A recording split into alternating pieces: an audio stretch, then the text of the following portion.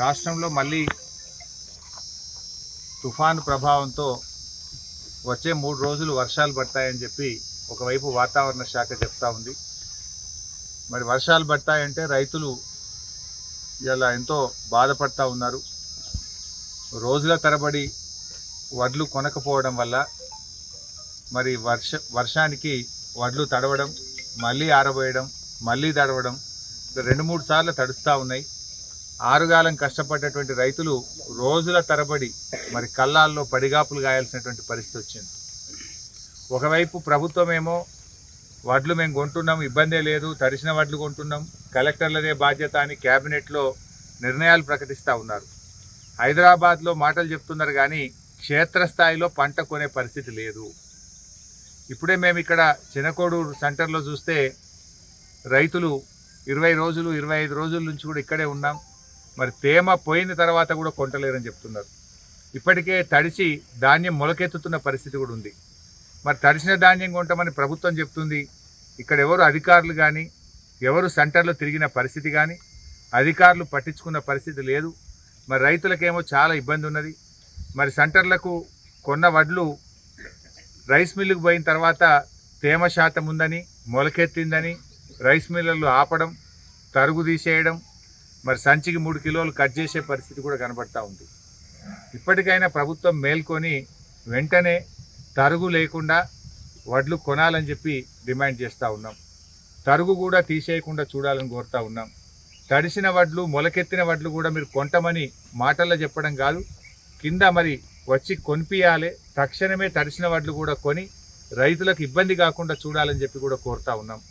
ఎందుకంటే మళ్ళీ 3 రోజులు వర్షాలు పడితే రైతులు చాలా టెన్షన్ పడుతూ ఉన్నారు. వరుసగా 3 రోజులు వానలు పడితే మళ్ళీ అంతా ఆగమైపోయే పరిస్థితి ఉంది. ఇంకా 40% ధాన్యం కళ్ళాల్లోనే ఉంది.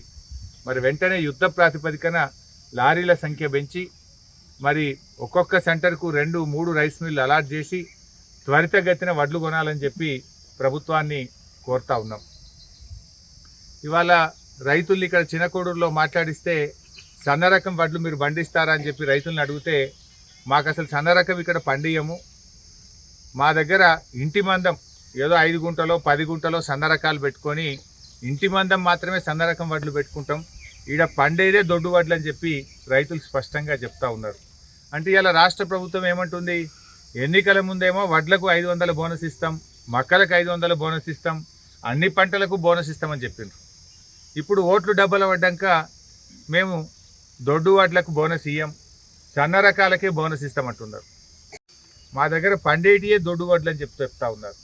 ముఖ్యంగా సన్న రకాలు రోగం ఎక్కువ, పంట దిగుబడి తక్కువ. మరి ఒక నెల రోజులు పంట కూడా ఈ దొడ్డు వడ్లు 4 నెలలు పండితే సన్న రకాలకు 5 నెలలు పండుతాయి. అంటే పెట్టుబడి ఎక్కువ, దిగుబడి తక్కువ, కాల పరిమితి ఎక్కువ. మరి అందువల్ల ఎవరు కూడా ఈ ప్రాంతంలో సన్న రకాలు పెట్టే పరిస్థితే లేదు. ఇవాళ సిద్దిపేట జిల్లా చూసినట్టయితే మా సిద్దిపేట జిల్లాలో 3,38,389 ఎకరాల్లో వరి సాగైంది యాసంగి పంటలు. యాసంగిలో 3,38,389 ఎకరాల్లో వరి పెట్టినారు. ఇందులో దొడ్డు రకం ఎంత అంటే 3,21,469 ఎకరాలు దొడ్డు రకం. సన్న రకం ఎంత అంటే 16,920, ఇది సన్న రకం.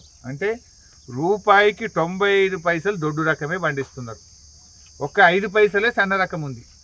ఈ 5 పైసలు కూడా ఏంటిది, ఇంటి మందం. ఇంటి మందం 4 బుక్కలు తినడానికి సన్న వడ్లు రైతులు పెట్టుకుంటా ఉన్నారు. అంటే ఇవాళ రైతులు ఆరుగాలం కష్టపడి తమ చెమట చుక్కలతో ఇవాళ ఎంతో కష్టపడి పంట పండిస్తే దాన్ని ప్రభుత్వం కొనకుండా తత్సారం చేయడం, బోనస్ ఇస్తామని చెప్పి బోగస్ మాటలు చెప్పిండ్రు. బోనస్ బోగస్ అయిపోయింది. ఇవాళ మీరు బోనస్ ఇస్తామని ఆశపడ్డ రైతులకు మొండి చేయి చూపించిండ్రు మీరు. అప్పుడేమో చేయి గుర్తు కోటేయమన్నారు, మరి గద్దెనెక్కినాక మొండి చేయి చూపించారు మీరు. ఇవాళ అన్ని రకాల వడ్లకు బోనస్ ఇవ్వాలని చెప్పి మేము డిమాండ్ చేస్తూ ఉన్నాం. రైతులు స్పష్టంగా చెప్తున్నారు, దానికి రోగాలు ఎక్కువ. దొడ్డు రకాలైతే 30 క్వింటాలు పండుతాయి, సన్న రకాలైతే 20 క్వింటాలే పండుతాయి. రోగాలు ఎక్కువ, పెట్టుబడి ఎక్కువ, ఖర్చు ఎక్కువ, దిగుబడి తక్కువ. అందువల్ల మా దగ్గర సన్న రకాలు పండయి, ఇక్కడ ఎండ ఎక్కువ ఉంటుంది, నూకలు అవుతాయి, పండేదే దొడ్డు రకం అని చెప్పి రైతులు చెప్తా ఉన్నారు. అంటే నీ కథ ఏంది? ఇప్పుడు సిద్దిపేట జిల్లాలో 3,21,469 ఎకరాల్లో దొడ్డు రకాలు పండినాయి.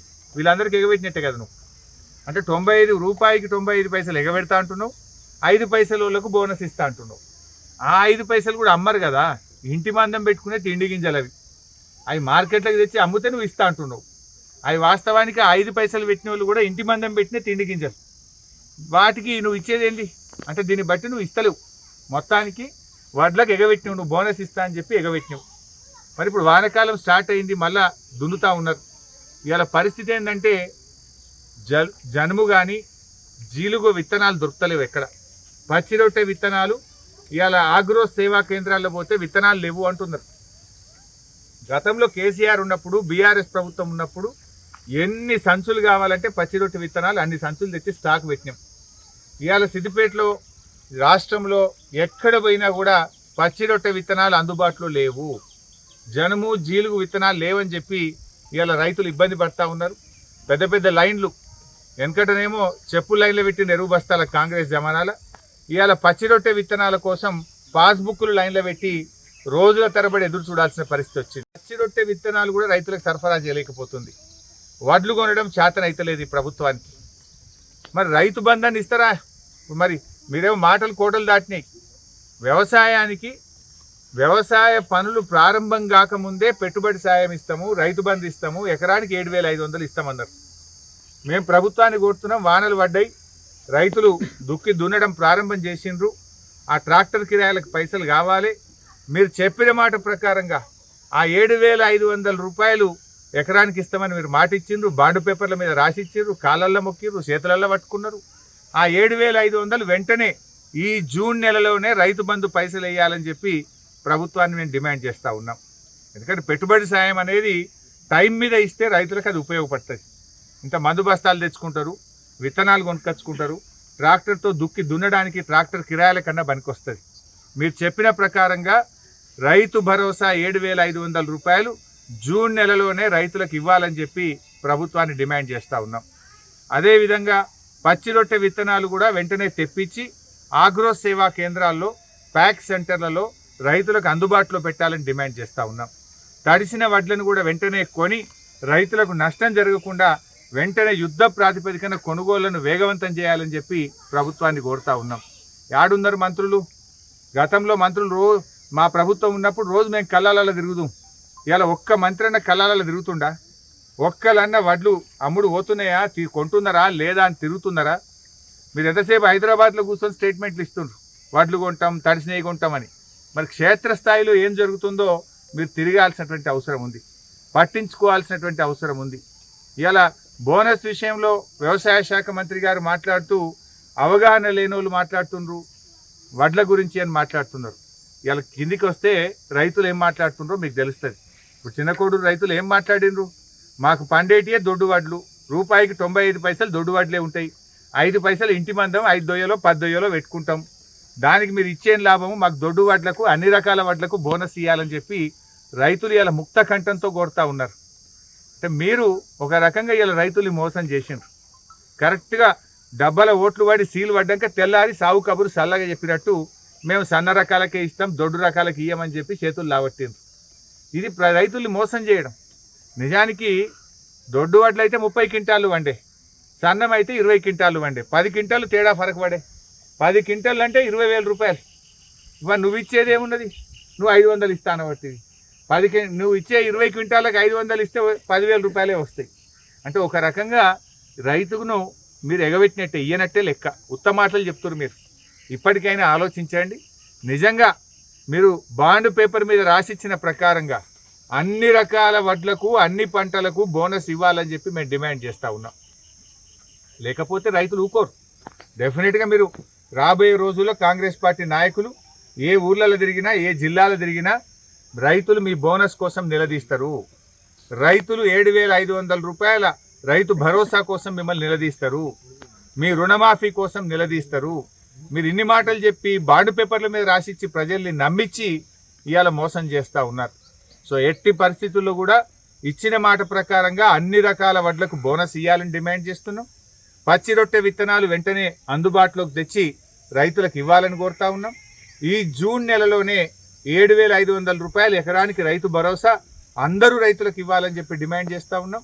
అదేవిధంగా వడ్లను వచ్చే 4-5 రోజుల్లో కల్లాల్లో ఉండేటువంటి వడ్లను యుద్ధ ప్రాతిపదికన కొని వర్షాంతో తడిసిన వడ్లను కూడా కొని రైతులకు ఇబ్బంది లేకుండా చూడాలని అధికారులందరినీ కల్లాలకు పంపండి. అధికారులు ఈ టైంలో ఆఫీసులలో కాదు ఉండాల్సింది. అధికారులందరూ కూడా మనిషికి 4 సెంటర్లు ఇయ్యింది. తహసీల్దార్లకు, ఎంపీడీఓలకు గతంలో మేము చేసినాం. మనిషికి 4 సెంటర్లు ఇచ్చి ఆన్లే కూర్చోబెట్టి లారీలు తెప్పించి ఆర్టీఓని రోడ్డు మీద నిలబెట్టి లారీలు దొరకబెట్టి వెంటనే యుద్ధ ప్రాతిపదికన కల్లాల్లో ఉన్న వడ్లు లావట్టాలని రైతులకు ఇబ్బంది లేకుండా చూడాలని చెప్పి ప్రభుత్వాన్ని డిమాండ్ చేస్తాం. ఇప్పుడు మీరు కొనే బాపతి వడ్లు 50 బస్తాలు వెళ్తాయి. 2 ఎకరాలకు 70 క్వింటాలు వెళ్తాయి. మాకు సన్నపట్లు 70 క్వింటాలు ఎవరు చూపించే ముందు కట్టి పళ్ళు పెట్టమండి. సన్నగా ఎన్ని క్వింటాలు వస్తాయి? సన్నవి అన్ని కొడితే 20 క్వింటాలు దాటే 2 ఎకరాలు దాటే కదా. ఇవేంది రాళ్ళ లెక్క పండి పంట పెట్టుబడి ఎక్కువ అవుతుంది. పెట్టుబడి ఎక్కువ వస్తుంది, రోగం ఎక్కువ వస్తుంది, తట్టుకుంటుంది. అది రోగం వస్తే ఆగది, ఇది జర తట్టుకుంటుంది. ఇదే లక్ష్యం పంట కానీ అది ఎక్కడ దరిద్రం పంట. ఆ పాటేటువంటితో ఆ పంట కట్టుకుంటుంది అంతే. వాడు ఒక రకంగా ఏంటంటే నోటితో నవ్వి నొసటితో ఎక్కిరిచ్చినట్టు ఏదో నేను బోనస్ పెట్టినా అని వాళ్ళు చెప్పుకుంటానికే కానీ రైతులంతా మునుగుతారు. ఆ సన్నబట్టు పెట్టి రైతులందరూ చెప్తాను నేను చూద్దాం. సన్నబట్లు పెడితే మాత్రం మొత్తం మునుగుతారు సార్. పంట తక్కువ వస్తుంది, మొత్తం రోజులు ఎక్కువ ఉంటది, రోగం ఎక్కువ ఉంటది, పెట్టుబడి ఎక్కువ ఉంటది, ఇంత పెరుగుతుంది. ఆ వర్షాకాలం మొక్క పొట్టు కింద ఉంటది. ఆ మిషన్ సరిపోం. సన్నాలను మనకు నడవయి మన ఏరియాలో బండయి మనకు నడవదు అంతే కదా. మన చిన్నకోడూరు ఊరు మీద ఎవరైనా సన్నాలు పెట్టేస్తారు, ఎంత పెడతారు? ఏం లేదు సార్. ఒక్క ఇంటి పూట మందం ఒక 4 ఎకరాలు ఉన్న వాళ్ళు ఒక 10 గుంటలు పెట్టుకుంటారు. 10-15 గుంటలు వాళ్ళ ఇంటి మందం పెట్టుకుంటారు కానీ అమ్మటానికి మాత్రం 10 గుంటలు పెట్టుకుంటారు అంతే. మనం పండించేది ఉండదు అమ్మేది లేదు. ఇప్పుడు ఎగబెట్టినట్టే కదా. ఆ బోనస్ మాకు ఇష్ట అవసరం లేదు, ఆ సన్నపట్లు పెట్టుడు అవసరం లేదు. మేము ఎక్కడ నమ్ముకుంటాం వీటిని దొడ్డుబాటు పెట్టుకొని. దొడ్డుబాట్లకు కూడా ఇస్తే 30 క్వింటాలు పంతాయి ఎకరానికి. ఇవి ఇయ్యాడు మాకు ఎరికే, అందరికి ఎరికే సార్. ఇవి ఏడిస్తాడు, ఇవి తేడా తట్టుకుంటది, తట్టుకోరు. మరి ఇప్పుడు ఏమైనా ఆస్తులుంటే అమ్ముకొని వెళ్ళవాలి కానీ లేకపోతే వాటి కళ్ళకి వెళ్ళి మాటలు చెప్తుర్రు. రైతు నేను రుణమాఫీ చేస్తా అన్నాడు. ఎక్కగానే రాజీనామా ఫస్ట్ అదే చేస్తా అన్నాడు. రుణమాఫీ 4 నెలలు 5 నెలలు అయితే అదే పోయింది. రైతు బంధు పోయింది. ఆడపిల్లలకు 2500 ఇస్తామంటే వీటి పోయినాయి. అన్ని పోతున్నాయి. అవి అన్ని కళ్ళి వెళ్ళి మాటలు చెప్పుకుంటా. ప్రభుత్వం ఏం మాత్రం మేము ఏదో ఇట్లా గెలవాలన్న ఆలోచన కానీ మళ్ళొకసారికి గెలుస్తానికి అవకాశం లేని పరిస్థితులు ఏర్పాటు చేసుకున్నారు అంతే.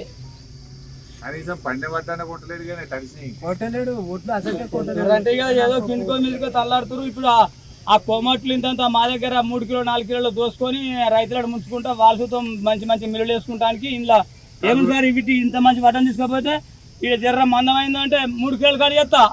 అరే 40 కిలోలకు 3 కిలోలు కడి చేస్తామంటే అంతే నీ ఇష్టం ఉంటున్నావు. లేకపోతే వాళ్ళ ఇంట్లో పోగానే కడప దాటకుండా అన్నీ పట్టుకుంటాడు.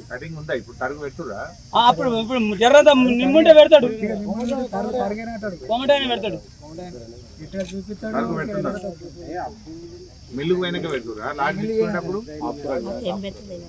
లేదు సార్ ఇప్పుడు ఎందుకంటే కొంచెం మాషరి ఏముంటుంది అంటే మిల్లు కరెక్ట్గా జోకాలంటే వాళ్ళు 17-18 దాకా నేను అమలు పని చేసిన మిల్లులల్లో 18 తోటి నిజానమైన బియ్యం వస్తాయి. వీళ్ళు ఏం చేస్తారంటే 14 రావాలని రైతులను ఊక హింసించుకుంటా కథలు పెడతారు.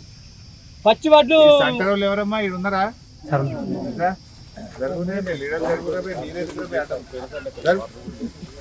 ఏమైందమ్మా పాపం ఆయన 25 రోజులు అయిందట మన రామచంద్ర స్టాప్ వచ్చి. 25 రోజుల నుంచి వడ్లు ఇన్నే ఉంటే ఎట్లమ్మా? ఎన్ని రోజులు అయింది బాబు నువ్వు వచ్చి? 20 రోజులు కాకపోతే లెక్క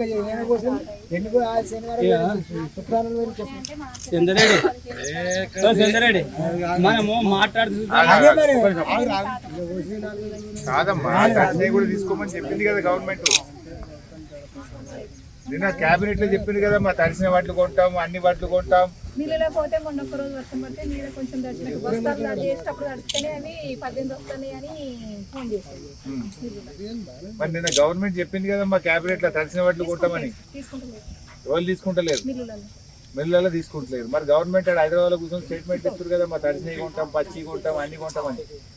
ఇప్పుడు పెద్ద మనిషి 25 రోజులే బడ్డు పోతలేవని బాధపడబట్టే.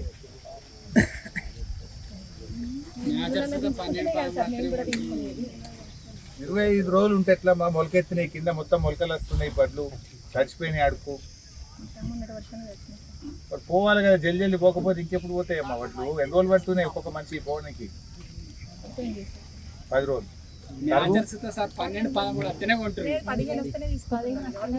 సంచికి ఎంత పెడుతుండ్రు? 41 కిలోలు. 1 కిలో ఎక్కువ పెడుతురా?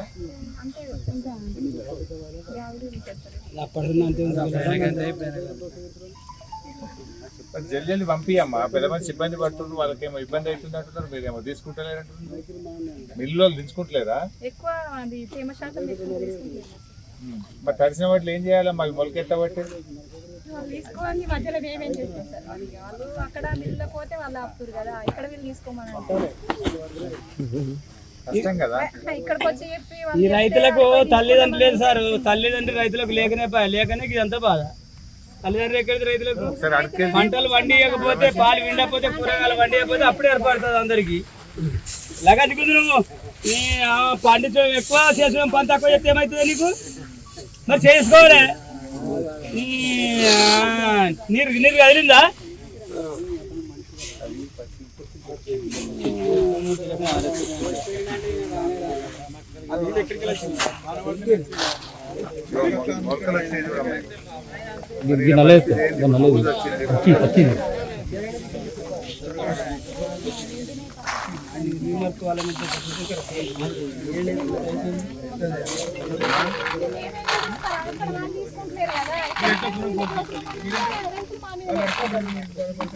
మిల్లులు తీసుకుంటలేదు.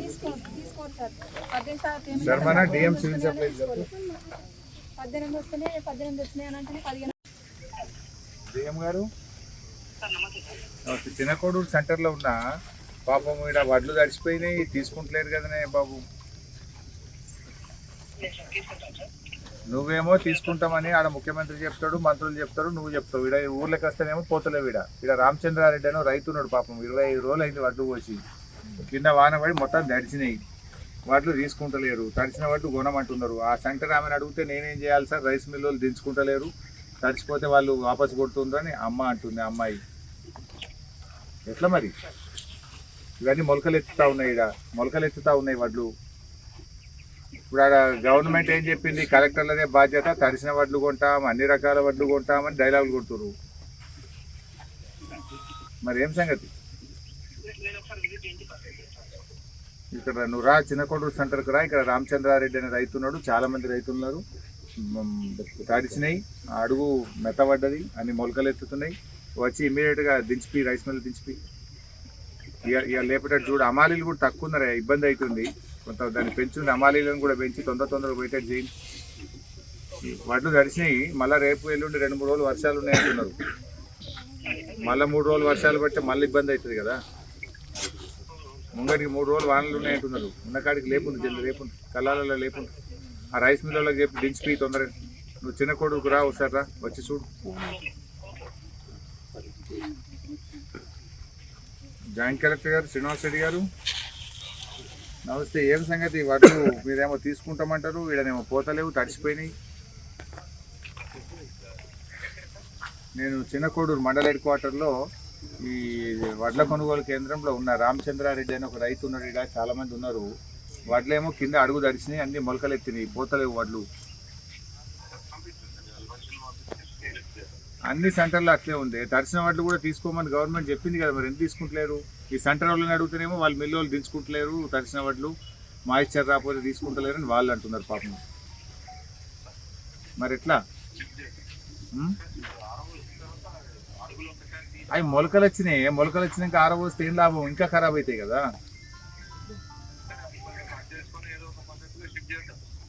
చేయండి మరి. మొలకలు వచ్చినాయి, అడగలుతా, మరి ఇబ్బంది అవుతుంది. మళ్ళీ రేపు 2 రోజులు వానలు ఉన్నాయంటున్నారు. ఈ చిన్న కోడూర్స్ వెరిఫై చేసి వెంటనే వడ్లు లేపింది మొత్తం. వాళ్ళు వస్తారు ఇవాళ. కలెక్టర్ చెప్పినా, డిఎం సివిల్ సప్లై చెప్పినా. లావట్టుంది అమ్మా, తొందరగా లావట్టుంది అమ్మా. అవి మొలకలు అయితే ఇంకా ఇబ్బంది అవుతుంది.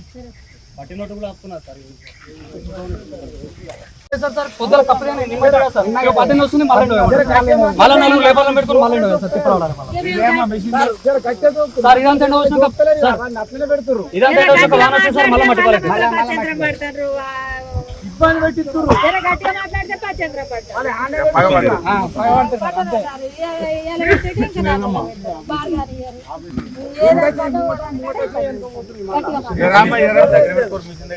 మిషన్ ఏదమ్మా మంచిగా రా, ఇంత మంచిగా పలుకున్నాయి వాటిలో ఏమైనా వీటికి 3